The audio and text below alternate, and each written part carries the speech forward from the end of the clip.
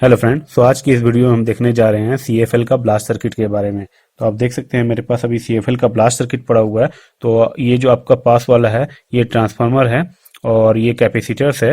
ये आपके non polarise होते हैं, ठीक है। ये वेरिएस्टर होता है, ये आपका पोलराइज कैपेसिटर होता है और इधर पॉलिस्टर कैपेसिटर है, ठीक है। और इसमें देखिए, इसमें आपको कुछ डायोड्स भी दिख जाएंगे। तो जहां आपको 4 डायोड का सेट मिल जाए तो वहां पर आप समझ लेना कि वो ब्रिज रेक्टिफायर है, ठीक है। मैं पिक्चर में आपको यहाँ पर क्लियरली नहीं दिखा पा रहा हूँ क्योंकि वो डायोड अंदर है। आप देख सकते हैं इधर 2 डायोड विजिबल है। बहुत सारे कंपोनेंट अंदर प्लेस किया गया है, ठीक है, क्योंकि ना सर्किट को कॉम्पैक्ट बनाने के लिए ऐसा किया जाता है, ठीक है। और इधर में आपको ट्रांजिस्टर मिल जाएगा, ठीक है। यहाँ पर 2 ट्रांजिस्टर मिलता है। ये फास्ट स्विचिंग ट्रांजिस्टर होता है, D13005D होता है, ठीक है। ये फास्ट स्विचिंग ट्रांजिस्टर होता है। इसका पर्पस होता है स्विचिंग करने के लिए, ठीक है, मतलब फास्ट स्विचिंग करने के लिए। CFL ब्लास्ट सर्किट क्या करता है कि आपका जो इलेक्ट्रोड है उसको एनर्जाइज करने के लिए क्या करता है, थोड़ा हाई वोल्टेज देता है। उसके बाद ये नॉर्मल हो जाता है। बेसिकली ये 377 वोल्ट तक देता है, फिर उसके बाद धीरे धीरे घट के ये 120 वोल्ट से लेके 160 वोल्ट के आसपास ही रहता है, ठीक है। तो यहाँ पर आप देख सकते हैं कि यहाँ पर 4 टर्मिनल दिए जाते हैं और इस साइड 2 टर्मिनल होता है, ठीक है। तो यहाँ पर आपको लिखा होगा पीछे, यहाँ पर AC1 लिखा होगा, AC2 लिखा रहता है। तो यहाँ पर आपकी जो इनपुट सप्लाई जाती है, लाइव और न्यूट्रल जाती है, और उसके बाद इधर से CFL को कनेक्ट होती है। तो ये 2 सेट एक साथ कनेक्ट होता है और ये 2 सेट एक साथ कनेक्ट होता है।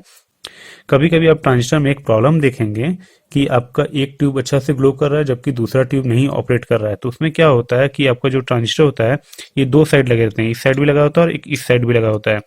तो उसमें क्या होता है कि एक ट्रांजिस्टर शॉर्टेड हो जाता है, जिसके चलते क्या होता है कि एक साइड का आपका काम नहीं कर रहा होता है, ठीक है।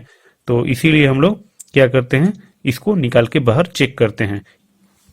अब इसको चेक करने का प्रोसेस क्या होता है कि हम क्या करेंगे, इस पे कंटिन्यूटी टेस्ट करते हैं, ठीक है। तो इस सारा टर्मिनल को चेक कर लेंगे कि इसमें कोई शॉर्टेड तो नहीं है। और मैंने सारा कंपोनेंट को टेस्ट करने का प्रोसेस का वीडियो बना रखा है, तो आप मेरे चैनल पर जाके उसको विजिट करके देख लीजिए, आपको पूरा डाउट क्लियर हो जाएगा। अब इसके लिए मैं ज़्यादा लंबा प्रोसेस से नहीं जा रहा हूँ, मैं इसका सिर्फ कंटिन्यूटी टेस्ट करके चेक कर लूंगा कि ये सॉर्टेड है कि नहीं। तो अभी दोनों टर्मिनल पे देखते हैं, ये सॉर्टेड नहीं है, ये भी सॉर्टेड नहीं है, ठीक है। तो ये आप देख सकते हैं कि ये सॉर्टेड नहीं है, तो ये बिल्कुल अच्छा है। बेसिकली ब्लास्ट सर्किट में प्रॉब्लम क्या आता है कि जो आपका ट्रांजिस्टर है ये कभी कभी सॉर्टेड हो जाता है। तो जब सॉर्टेड हो जाता है तो क्या होगा कि आपका एक साइड से आउटपुट नहीं मिलेगा, आउटपुट वोल्टेज एक साइड में नहीं मिलेगा। जैसे यहाँ पर 4 टर्मिनल है तो 2 पे आपको आउटपुट नहीं आएगा। तो आपको क्या करना पड़ेगा, ट्रांजिस्टर को रिप्लेस करना पड़ेगा और दोनों तरफ के आपको ट्रांजिस्टर को चेक करने पड़ेंगे, ठीक है। तो अगर आपने चेक कर लिया, दोनों ओके है, फिर उसके बाद आपको ब्रिज रेक्टिफायर को देखना पड़ेगा, सारा डायोड को चेक करना पड़ेगा। जो मैंने आपको डायोड दिखाया कंपोनेंट हटा के, इस साइड आपका जो डायोड है इसको चेक करना पड़ेगा, क्योंकि कभी कभी डायोड भी बर्न हो जाते हैं, ठीक है। तो और ये प्रॉब्लम आता है कैपेसिटर्स में, ये कैपेसिटर भी कभी कभी बर्न हो जाते हैं। तो ये बर्न होंगे तो आपको देख के पता चल जाएगा, ठीक है। तो ये ज्यादातर मैक्सिमम 80% प्रॉब्लम आपका जो इस ट्रांजिस्टर पे ये आता है, और उतना ज्यादा प्रॉब्लम नहीं आता है, ठीक है। ब्लास्ट सर्किट का मैं बताया। और ओवरऑल CFL में प्रॉब्लम क्या आता है कि वहां पर क्या होता है, इलेक्ट्रोड जो होता है बर्न हो जाता है, क्योंकि धीरे धीरे बहुत दिन तक यूटिलाइज होते होते उसका कॉन्टैक्ट बर्न हो जाता है, तो जिसकी वजह से वो फ्यूज हो जाता है।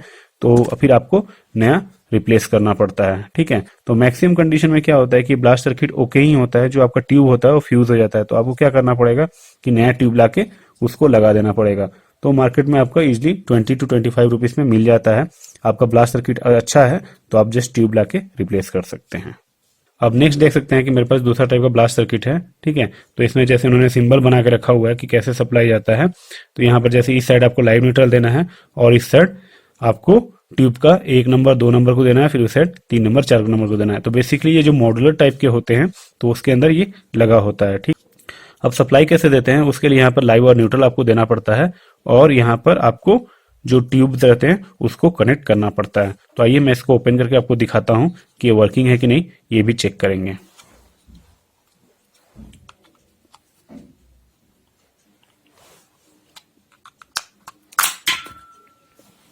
तो मैं इसको ओपन कर चुका हूँ। तो आप देख सकते हैं ये इसका इंटरनल सर्किट है, ठीक है। तो आप देख सकते हैं ये बिल्कुल सेम सर्किट है जैसा कि मैंने पहले आपको दिखाया था, ठीक है। तो इसमें ज़्यादा कुछ डिफरेंस नहीं है। इसमें ब्रिज रेक्टिफायर देखिए 4 डायोड का लगा रखा है, तो मतलब ब्रिज रेक्टिफायर है। अब हम इसमें सप्लाई देके देखेंगे कि ये वर्क कर रहा है कि नहीं।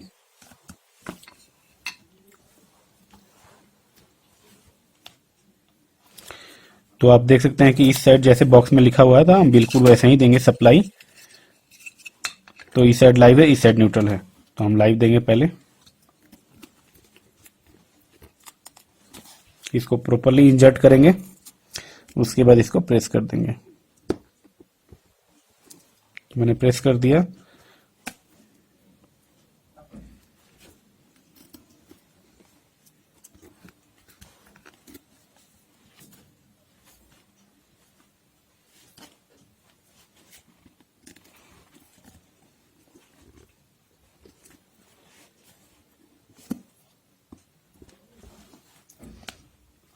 तो मैंने इसको वायर को इंसर्ट कर दिया है। अब सप्लाई देके देखते हैं। ठीक है, तो मैंने सप्लाई दे दिया है। ठीक है, अब इसका वोल्टेज हम चेक करेंगे।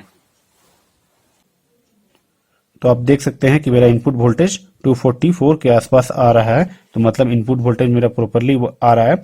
अब आइए हम इसका आउटपुट वोल्टेज मेजर करते हैं कि आउटपुट वोल्टेज कितना आ रहा है। तो आप देख सकते हैं एक पे मुझे अराउंड 8.4 के आसपास आ रहा है और दूसरे पे ये मुझे 12.8 के आसपास आ रहा है। तो बेसिकली ये सर्किट आपका काम नहीं कर रहा है, ये फॉल्टी कंडीशन पे है। ठीक है, तो ये सर्किट आपका काम क्यों नहीं कर रहा है, इसके लिए मैं बता दूं कि क्योंकि मॉइस्चर के चलते इसमें बहुत सारे एसएमडी कंपोनेंट्स खराब हो चुके हैं। बेसिकली ये 10 साल पुराना है, तो मैं 10 साल पहले से इसको लेके रखा था, उसके बाद मैंने इसको कभी यूज नहीं किया था, तो इसीलिए ये सर्किट आज के डेट में खराब हो चुका है। ठीक है, तो बेसिकली क्या होता है कि जब आपका मॉइस्चर में रख देते हैं तो ये जो कंपोनेंट्स होता है ये खराब हो जाते हैं। ठीक है, तो इसीलिए आपका सर्किट जो इलेक्ट्रॉनिक सर्किट है वो ज़्यादा टाइम के बाद काम नहीं करता है, तो इसीलिए आपको क्या होता है किट को रिप्लेस करना पड़ता है। ठीक है, तो इस तरह से आप चेक करेंगे और वोल्टेज आपका 120 वोल्ट के अबव आता है, तो मतलब ये सर्किट प्रॉपरली वर्क कर रहा है। ठीक है, तो बेसिकली दोनों में एक ही जैसा काम होता है। जो पुराना वाला मैंने दिखाया, जो आपको ये वाला मैंने दिखाया था, ठीक है, इसका और इसका वर्किंग दोनों का लगभग सेम है। ठीक है, ये आपका मॉड्यूलर है, ये सीलिंग लाइट में ज़्यादा यूज़ किया जाता है। ठीक है, तो इसीलिए इस टाइप के शेप में है और ये आपका नॉर्मल बल्ब में होता है, तो इसलिए ओपन शेप में रहता है। Thanks for watching.